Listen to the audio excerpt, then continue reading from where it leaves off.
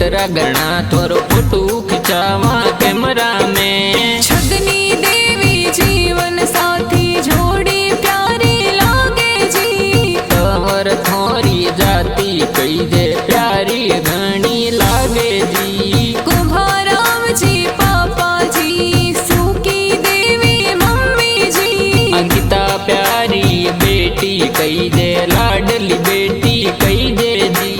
नवा गाँव रावासी के जो बीकानेर सिटी में घूमो जी। अशोक राज डायरेक्टर ए गाना जोर बना